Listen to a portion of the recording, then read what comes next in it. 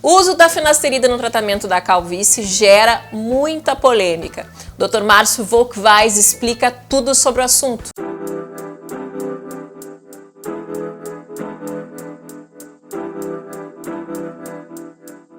A finasterida é uma medicação que gera muita polêmica e também muitas dúvidas. Para esclarecer o tema hoje aqui no Sinta-se Bem, é com grande prazer que eu recebo ele, que é especialista em transplante capilar, médico dermatologista, Dr. Márcio Volkweiss. Seja bem-vindo novamente. Obrigado. Ao Sinta-se Bem. É um prazer estar aqui.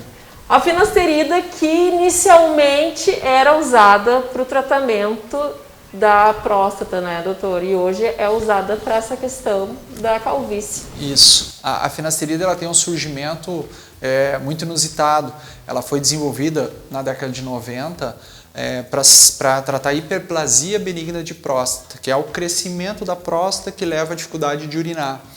Então os homens tomavam a finasterida de 5 miligramas para tentar fazer a diminuição desse tamanho da próstata, e o efeito colateral mais visível em todos esses pacientes foi o crescimento do cabelo.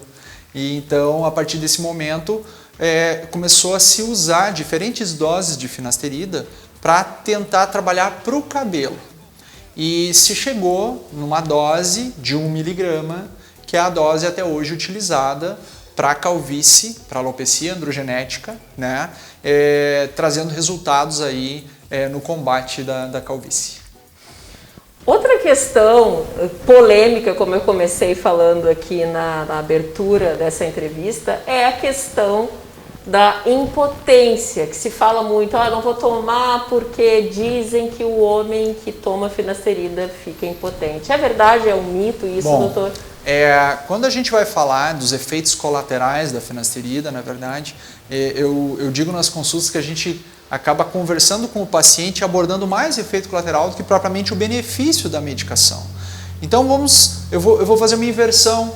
Eu vou começar falando primeiro do grande benefício da finasterida, da confusão que existe entre perder cabelo, o cabelo que está caindo vai realmente levar a calvície ou não. A finasterida ela tem uma ação. Ela não é um hormônio, primeira coisa, né, como muitas pessoas acham, que ela vai alterar os hormônios do organismo, isso não é verdade. Então ela é uma substância que ela impede a transformação da testosterona em DHT, diotestosterona, que é a substância que vai ativar o gene da calvície lá no fio, fazendo com que o fio afine, vai ficando miniaturizado e venha a desaparecer. Então, a finasterida ela não é utilizada contra a queda de cabelo, e sim contra o afinamento, que é o processo no qual os fios vão desaparecendo e que é a calvície. Então, muitas pessoas acham que queda de cabelo é calvície. Não, a queda de cabelo, na verdade, faz parte do ciclo de troca capilar. Ela é presente em algumas outras doenças capilares também, mas não é a característica da calvície. Então, nós ouvimos muito: eu tomei finasterida, mas o meu cabelo continuou caindo. Ele vai continuar caindo. Cai e volta. Cai. É o ciclo. Então a finasterida não é usada para isso, né? Ela é usada para que esse fio pare de afinar, se ele estiver num processo moderado. Claro, se ele estiver num processo muito tardio, muito fininho, ele já não vai mais recuperar. Se ele estiver no estágio moderado, ele vai estabilizar, podendo até vir a engrossar. Então aqueles fios que começaram o processo de afinamento, eles vão acabar ganhando volume. Então quando o paciente usa a finasterida, ao longo dos meses, a partir de 3 meses, 6 meses, 1 ano, a gente consegue ver um aumento do volume capilar, mesmo o paciente que não tenha feito nenhum outro tratamento. Então ela funciona muito bem. Por que então os pacientes, desde 1990, 90 e poucos, eles não aderiram a esse tratamento com ímpeto para que nós tenhamos muito menos calvos hoje, ou para que a calvície de hoje seja muito menos intensa? Por causa da má fama que a finasterida tem. Então, na dose de 5 miligramas, que é aquela dose usada para a próstata, nós temos algumas coisas que mudam no organismo. Então, nós temos uma sobrecarga, por exemplo, hepática.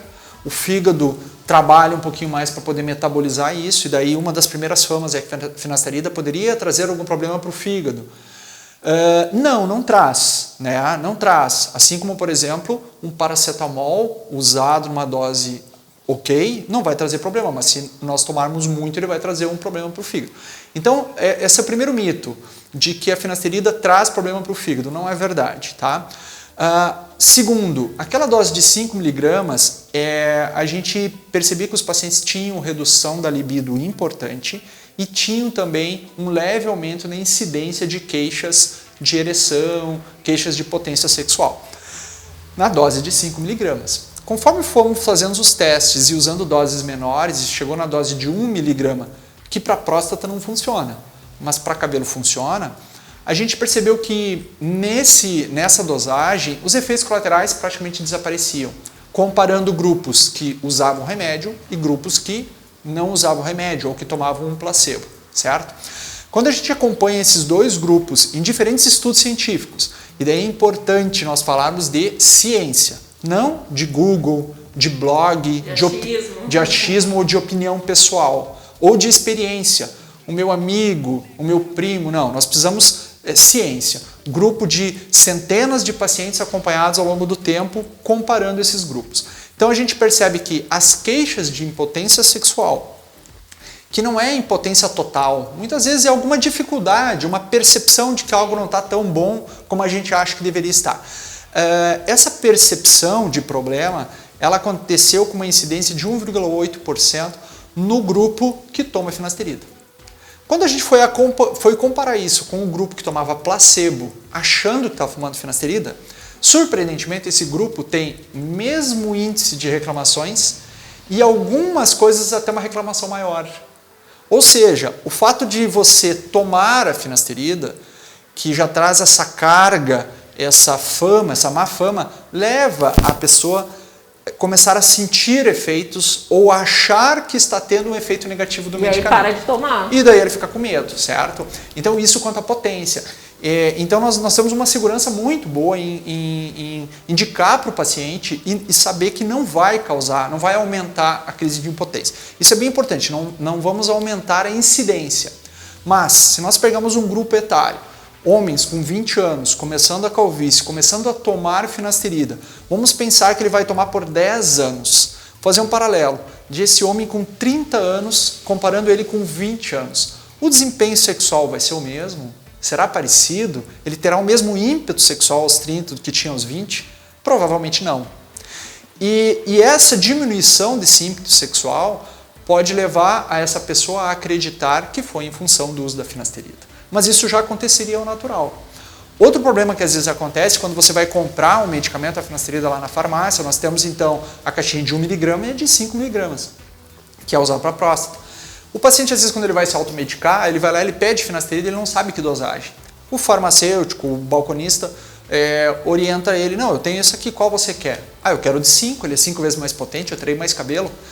E aí esse sim pode ter efeitos colaterais. E isso assim acontece com uma relativa frequência com pacientes. Que eles veem, Márcio, eu estou tomando de 5. Não, toma de 1. De 5 não. Não vai ter 5 vezes mais cabelo, mas vai ter impotência. Né? Então a gente pode ter problema. Aqui a gente está falando do universo masculino, né? E para as mulheres que têm calvície, né? Para as mulheres que têm calvície, é indicado também a finasterina? Bom, a finasterida ela vai ter um efeito positivo também no cabelo feminino.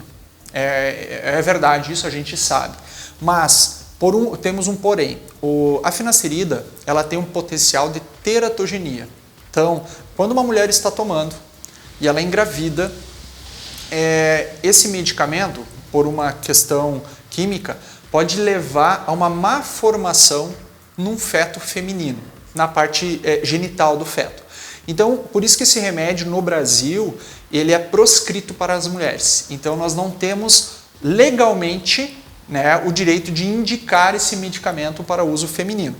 Mas a gente sabe que ele ajuda no cabelo das mulheres com calvície. Então, nós ficamos nesse paradigma, tratar ou não tratar. Aí, óbvio, a melhor conduta é junto com o seu médico, junto com o seu especialista, assumir essa responsabilidade de encarar ou realmente não pensar nesse tratamento. Doutor, quando tu indicas a finasterida para um homem que tem a calvície, ele usa, né, a medicação ali por um determinado tempo, faz ali o transplante, o implante capilar E já que ele tem essa tendência a ter a calvície, ele pode seguir, digamos, após o transplante, tendo esse afinamento do fio em outras áreas que não sejam aquela área do transplante, digamos? Bom, muito importante, a gente tem falado muito com os pacientes e entre os médicos especialistas em transplante capilar, o quão é importante o uso da finasterida associado ao transplante. Porque ela tem uma ação, então, não só essa ação na progressão, contra a progressão da calvície, mas ela também melhora o engrossamento dos fios e a saúde do fio, inclusive na zona doadora. Então, o paciente que vai fazer o transplante, ele se beneficia de estar usando a finasterida, né? E após o transplante, ele vai ter um resultado superior se ele continuar fazendo uso. Isso independente da idade dele.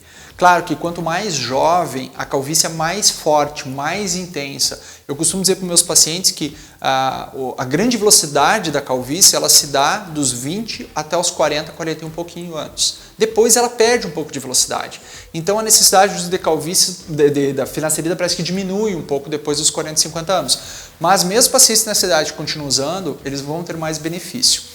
Por que é importante então, na maior parte das vezes, usar a finasterida junto com o transplante? Vamos pensar a seguinte situação, um paciente de 32, 33 anos, que é hoje 35 a média dos pacientes que nos procuram, ele vem para fazer uma restauração capilar para corrigir as entradas, né, a linha anterior. E ele vai fazer um transplante ali. Ele tem uma zona doadora boa, vai fazer aquela correção, vai ficar com o cabelo parecido com quando ele tinha 20 e poucos anos de idade. Mas, sem o tratamento clínico, sem a finasterida, o cabelo do meio ou atrás do transplantado vai seguir o curso de afinamento por mais uns 10 anos. O que vai acontecer dentro de uns 4, 5 anos? Provavelmente atrás do cabelo transplantado ele vai ter uma faixa de rarefação capilar. E ele vai surgir a necessidade de fazer mais uma restauração capilar.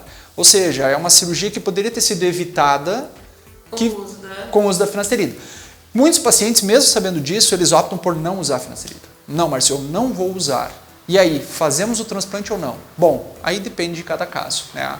Tem casos que não vale a pena arriscar, tem casos que o paciente está muito bem orientado, com uma história familiar de calvície muito pequena, que a gente tem uma grande chance dela não evoluir mais e que pode dar certo essa estratégia também. Doutor, para finalizar o nosso bate-papo, tu falaste ali do período, né, onde há maior incidência aí da calvície, que é entre os 30 e 40 e poucos anos.